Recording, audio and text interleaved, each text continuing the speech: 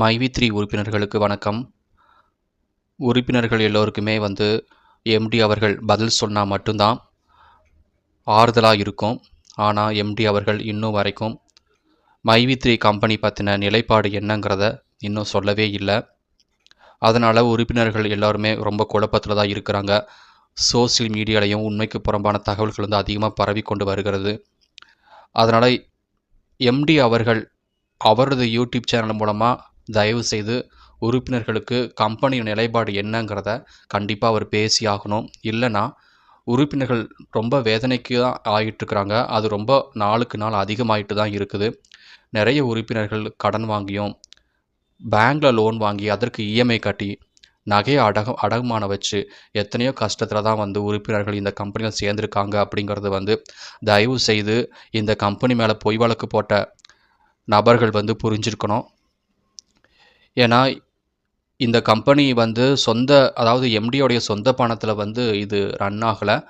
ஒவ்வொருத்தர் அவரவர் பணத்தை போட்டு தான் இந்த கம்பெனி வளர்ந்து வந்தது.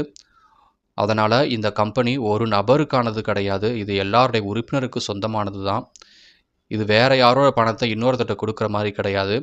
நம்ம போட்ட பணத்தை நம்ம எடுத்துக்கிறோங்கிறது தான் இந்த கம்பெனியோடைய கான்செப்டே. ஆனால் நிறைய நபர்கள் இந்த பொய் வழக்கு போட்டு திசை திருப்பி இந்த கம்பெனி முடக்க முயற்சிக்கிறாங்க. இந்த கம்பெனிகிட்ட இருக்கக்கூடிய அதாவது இந்த கம்பெனியோட கணக்கில் வங்கி கணக்கில் அதிகமான கோடிக்கணக்கான பணம் இருக்குது. அதையெல்லாம் இந்த சைபர் கிரைம் முடக்கம் பண்ணதுனால எம்டி அவர்களால் எதுவுமே செய்ய முடியாத நிலைமையில தான் இருக்கிறாரு. ஏன்னா இவருடைய பெயிலிருந்தே நிறைய செலவு பண்ணி தான் பெயிலிருந்து வந்திருக்காரு. இல்லைனா நீதிமன்ற காவலில் தான் இன்னும் இருந்து கொண்டு இருந்திருப்பார்.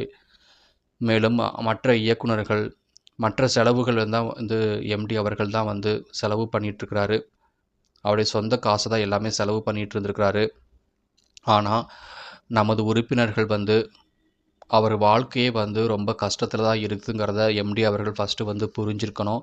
எம்டி அவர்கள் கண்டிப்பாக சோசியல் மீடியாவில் பகிரக்கூடிய கருத்துக்கள் உறுப்பினர்களோட கருத்துக்களை கண்டிப்பாக அவர் கேட்டு அதன்படி அரசுக்கு விவரம் சொல்ல தான் அரசும் சரி நீதிமன்றம் தக்க தீர்ப்பு நமக்கு எல்லாருமே அளித்தாதான் உறுப்பினர்கள் எல்லோருக்குமே ஒரு சந்தோஷம் கிடைக்கும். இந்த வீடியோவை எம்டி அவர்கள் கேட்டாங்க அப்படின்னா கண்டிப்பாக இதில் இருக்கக்கூடிய கமெண்ட் பாக்ஸில் உறுப்பினர் கருத்துக்களை அவர் படித்து பார்க்கணும். ஒவ்வொரு உறுப்பினரும் எந்த கஷ்டத்தில் இருக்கிறாங்க.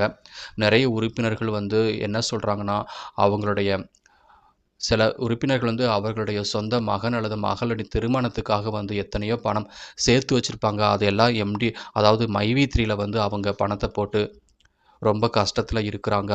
சில பேர் லோன் வாங்கி மாதம் இஎம்ஐ கட்ட முடியாமல் அவங்க ரொம்ப கஷ்டத்தில் இருக்கிறத எம்டி அவர்கள் தயவு செய்து புரிஞ்சுக்கணும். இந்த கம்பெனி மேலே பொய் வழக்கு போட்டு எல்லாமே ஒதுங்கி வேடிக்கை பார்க்குறாங்க. உறுப்பினர் கஷ்டத்தை பார்க்க மூலமாக அவங்க ரொம்ப சந்தோஷத்தில் இருக்கிறாங்க. இது ரொம்ப கஷ்டமாக தான் இருக்குது. இதையெல்லாம் பார்க்கும்போது கண்டிப்பாக இந்த அரசாங்கமும் சரி நீதிமன்றமும் எல்லா உறுப்பினர்களுக்கும் சாதகமாக இருக்கக்கூடிய தீர்ப்பை தான் கொடுக்கணும். இதற்கு இடையில் சோசியல் மீடியாவில் நிறைய பேர் இந்த மைவி3 சம்மந்தமாக தவறான கருத்துக்களை பரப்பி கொண்டு வராங்க. முக்கியமாக பார்த்தீங்க அப்படின்னா ஒரு பர்டிகுலர் யூடியூப் சேனல் அதாவது T2 அப்படிங்கிற ஒரு யூடியூப் சேனலில் ஒரு முதியவர் தினமும் இந்த மைவி3 சம்மந்தமாக பேசுகிறாரு. ஆனால் அந்த நபர் பார்த்திங்கன்னா இந்த மைவி3 கம்பெனிக்கு எந்த ஒரு உறுப்பினரே கிடையாது. ஒரு பேசிக் மெம்பர் கூட அவர் கிடையாது. ஆனால் அவர் இஷ்டப்படி வாய்க்கு வந்ததெல்லாம் அந்த மைவி3 சம்மந்தமாக பேசி கொண்டு வராரு. தயவு செய்து அவருடைய கருத்துக்களை யாருமே நம்ம கவனிக்க வேண்டாம். ஏன்னா அவர் இந்த கம்பெனியில் ஒரு உறுப்பினர் கூட கிடையாது. நம்ம எல்லாருமே இந்த கம்பெனியில் சேர்ந்து நிறைய பணத்தை போட்டு தான் நம்ம இந்த கம்பெனியில் உழைச்சி கொண்டு வரோம்.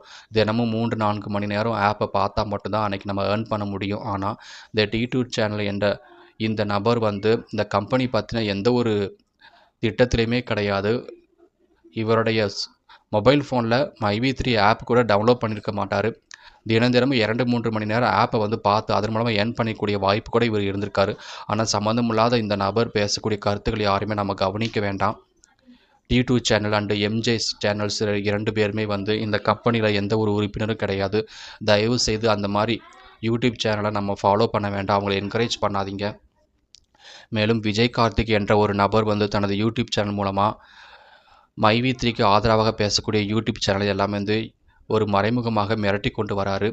அவரு வந்து இந்த கம்பெனிக்கு ஒரு அடிப்படை உறுப்பினர் கூட கிடையாது. பேசிக் மெம்பரா கூட அவர் ஜாயின் பண்ணல. ஸோ இந்த 3 சேனலையும் தயவு செய்து நம்ம தவிர்க்கணும். மற்ற சேனல்ல இருக்கிறவங்க எல்லாருமே வந்து என்னுடைய சேனல் உள்பட எல்லாருமே நம்ம இந்த மைவிதிர் கம்பெனியில் உறுப்பினராக இருக்கிறோம். இந்த மைவித்திரி கம்பெனிக்காக நிறைய நாட்களை வந்து செலவு பண்ணிக்கிட்டு இருக்கிற உறுப்பினர்களுக்கு தகுந்த அப்டேஷன்லாம் கொடுத்து கொண்டு வருகிறோம். அதனால் வந்து சோசியல் மீடியாவில் வரக்கூடிய தவறான கருத்துக்களும் சரி, நீதிமன்றத்து சம்மந்தமாக பேசக்கூடிய கருத்துக்களை யாரையுமே நம்ப வேண்டாம். ஏன்னா ஏற்கனவே எம்டி அவர்கள் ஒரு எச்சரிக்கை அறிவிப்பு விடுத்திருக்காரு. நீதிமன்ற கருத்துக்களை பற்றி தவறாக நம்ம யூடியூப்பில் பேசக்கூடாது அப்படின்னு. ஏன்னா நீதிமன்ற கருத்துக்களை பேசுகிறதுக்கு நமக்கு எந்த தகுதியும் கிடையாது.